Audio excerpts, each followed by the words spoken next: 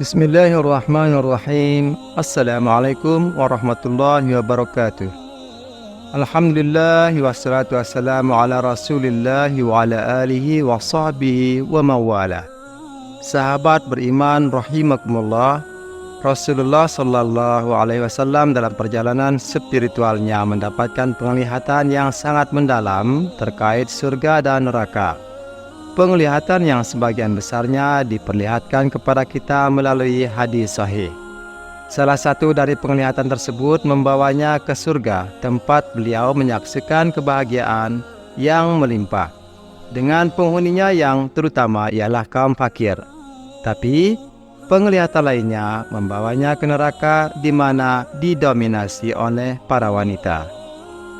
Hadis ini telah menjadi topik pembahasan yang sensitif dan mendalam dalam dunia Islam, memicu perdebatan dan refleksi mendalam perihal peran dan perilaku wanita dalam kehidupan sehari-hari serta akibatnya di akhirat nanti.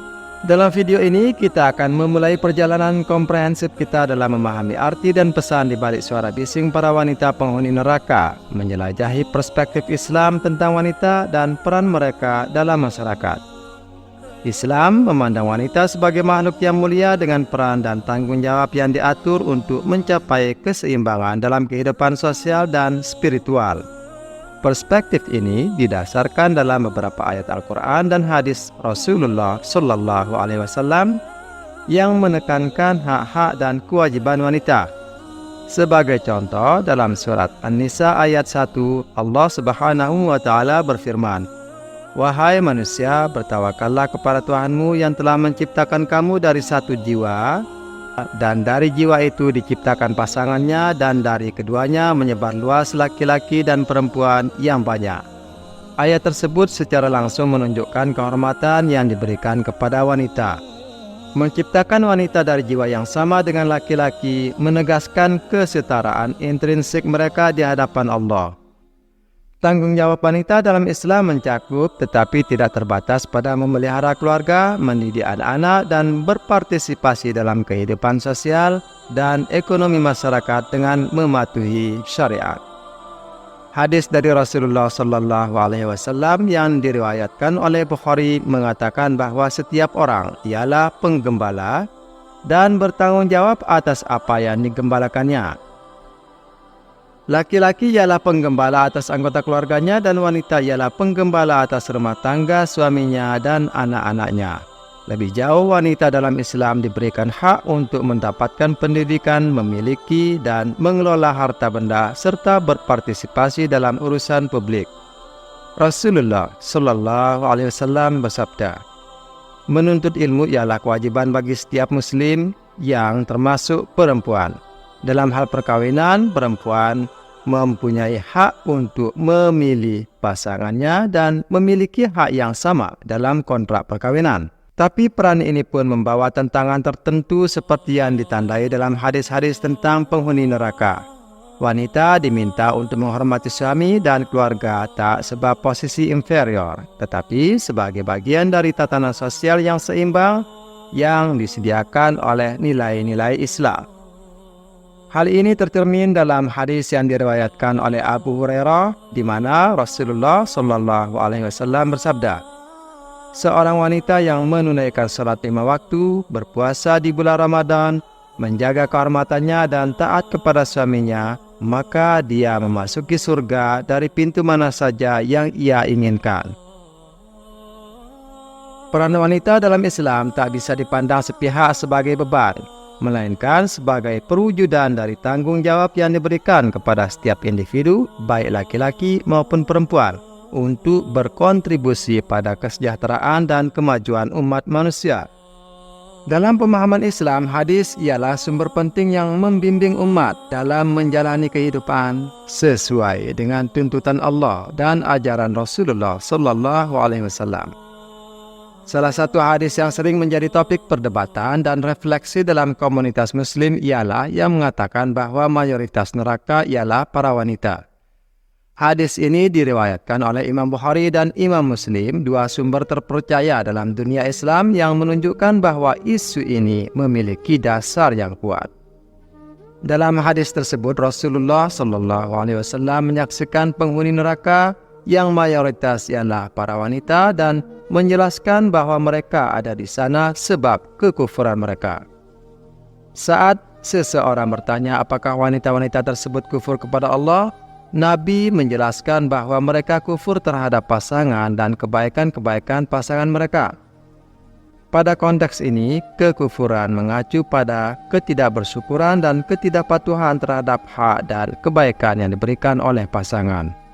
Hadis lain yang menjadi rujukan dalam pembahasan ini ialah hadis yang menyebutkan bahawa para wanita ialah orang-orang fasik yang menjadi penduduk neraka.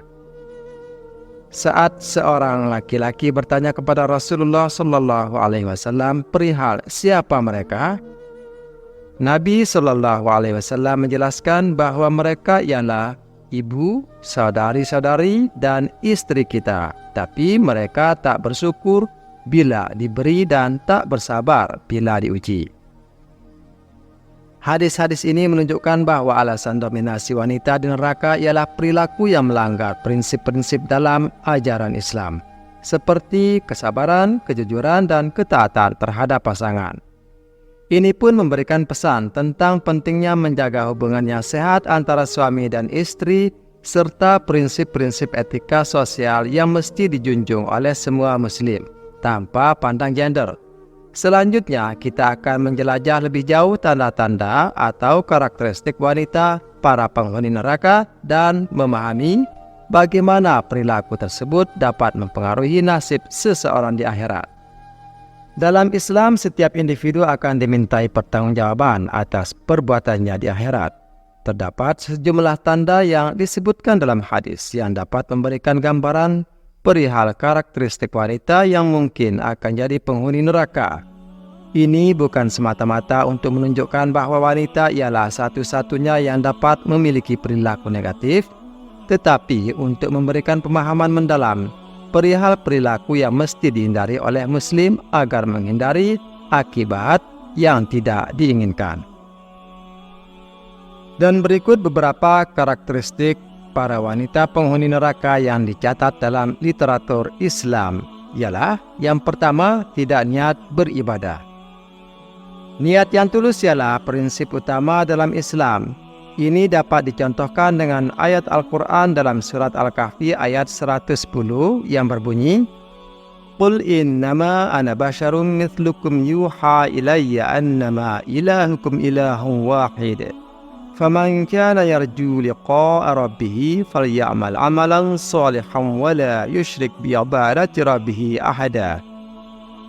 Seorang manusia seperti kamu yang telah menerima wahyu bahawa sesungguhnya Tuhan kamu adalah Tuhan yang Maha Esa.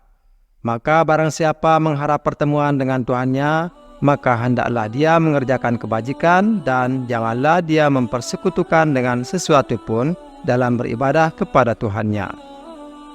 Niat yang tulus dan niat baik dalam semua tindakan ibadah merupakan prinsip fundamental dalam ajaran Islam. Selanjutnya yang kedua, terlalu membebani suami. Ini mencerminkan pentingnya menjaga harmoni dalam perkawinan sebab Al-Quran menekankan kerjasama dan cinta dalam perkawinan. Dalam surat Ar-Rum ayat 21, Allah Subhanahu wa taala berfirman, "Wa min ayatihi an khalaqalakum min anfusikum azwajan litaskunu ilaiha wa ja'ala bainakum mawaddatan wa rahmah. Inna fi dzalika laayatil liqaumin yatafakkarun." Artinya, dan di antara tanda-tanda kebesarannya ialah Dia menciptakan pasangan-pasangan untukmu dari jenismu sendiri, agar kamu cenderung dan merasa tenteram kepadanya, dan Dia menjadikan di antaramu rasa kasih dan sayang. Sungguh pada yang demikian itu benar-benar terdapat tanda-tanda kebesaran Allah bagi kaum yang berfikir. Wanita yang terlalu membebani suami dengan tuntutan yang tak realistis atau yang menjadikan kehidupan rumah tangga sebagai sumber konflik dapat menghadapi akibat buruk di akhirat. Yang ketiga, tidak menutup aurat. Kewajiban menutup aurat bagi wanita sudah dijelaskan dalam Al-Quran surat An-Nur ayat 31. Dan katakanlah kepada wanita yang beriman, hendaklah mereka menahan pandangannya dan memelihara kemaluannya, dan janganlah mereka menampakkan perhiasannya kecuali yang biasa nampak daripadanya.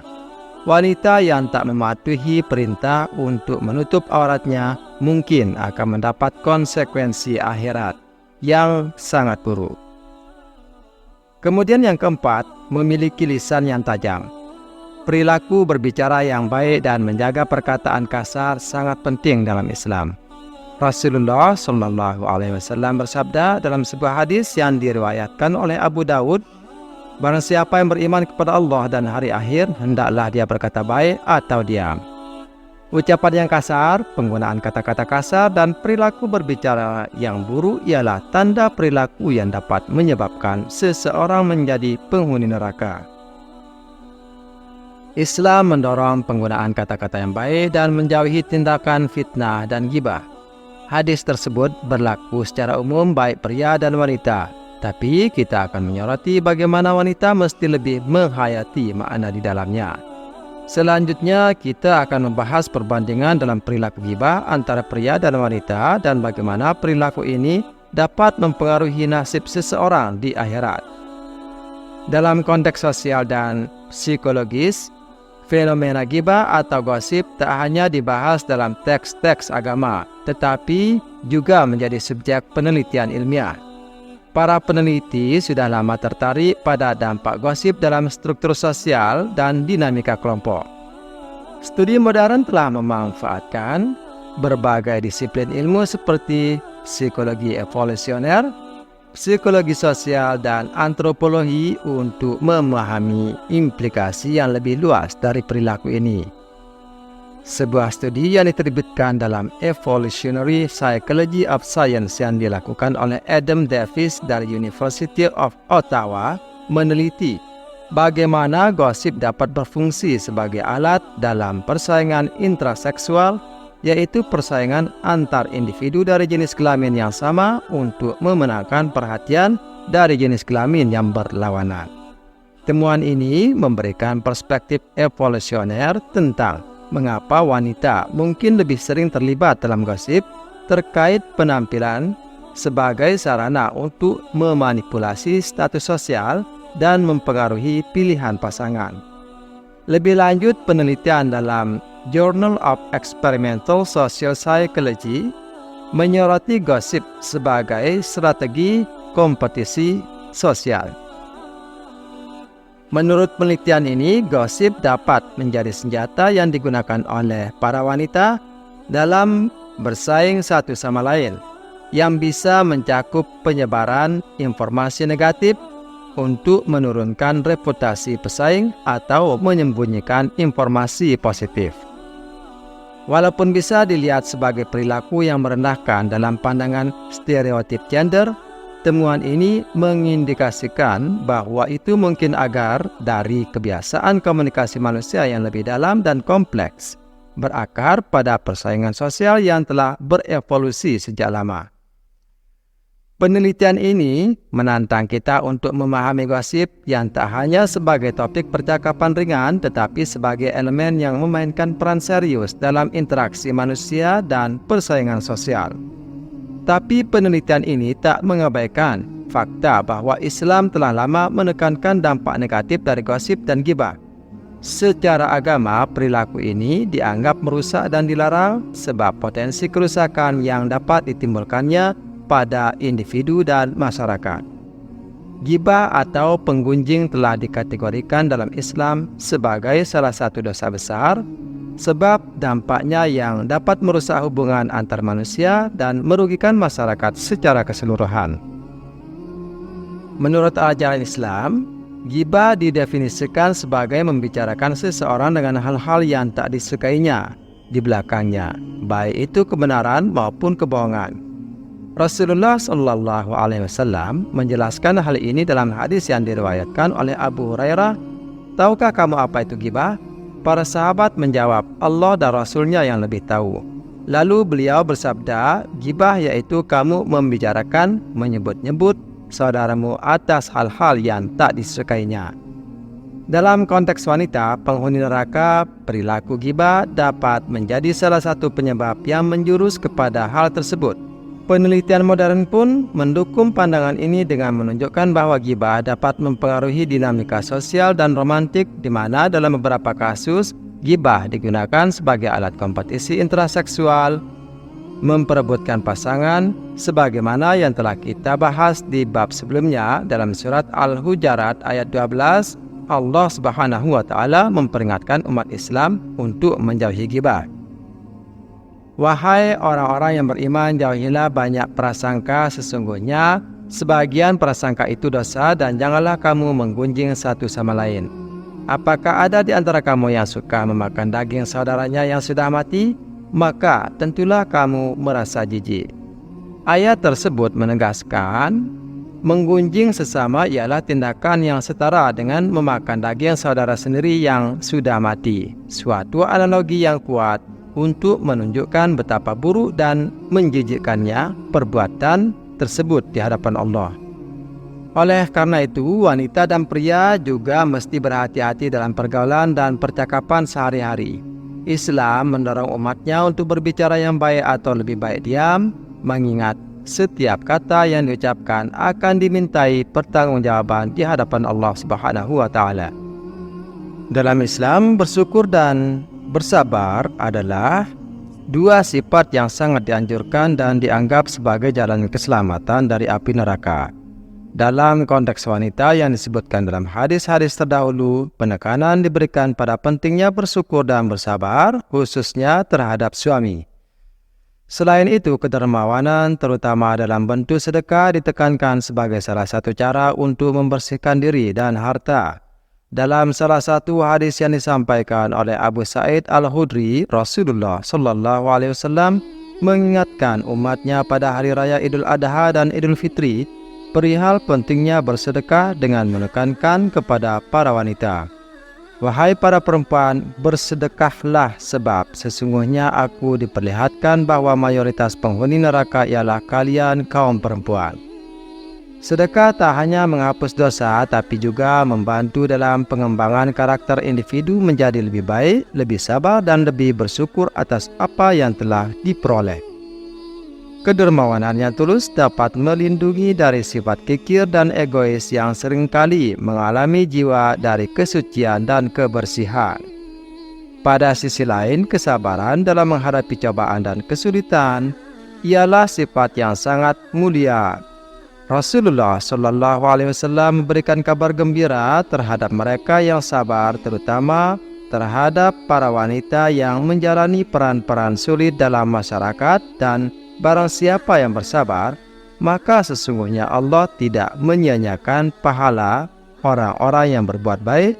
Dengan konteks hubungan suami istri, kesabaran dan bersyukur menjadi kunci dalam menjalin hubungan yang harmonis. Rasulullah SAW menekankan bahwa bila seorang wanita senantiasa menjaga salat 5 waktu, juga berpuasa pada bulan Ramadan, serta betul-betul menjaga kemaluannya dan taat kepada suaminya, kelak dia akan dikatakan padanya, masuklah dalam surga melalui pintu di mana saja yang mereka inginkan. Kesabaran dan ketaatan dalam hal ini bukanlah berarti pasif atau tak berhak atas kebahagiaan, tetapi mengacu pada kesabaran dan ketaatan terhadap ajaran agama serta hubungan yang didasarkan pada cinta, penghargaan, dan kesetaraan dalam melakukan kebaikan.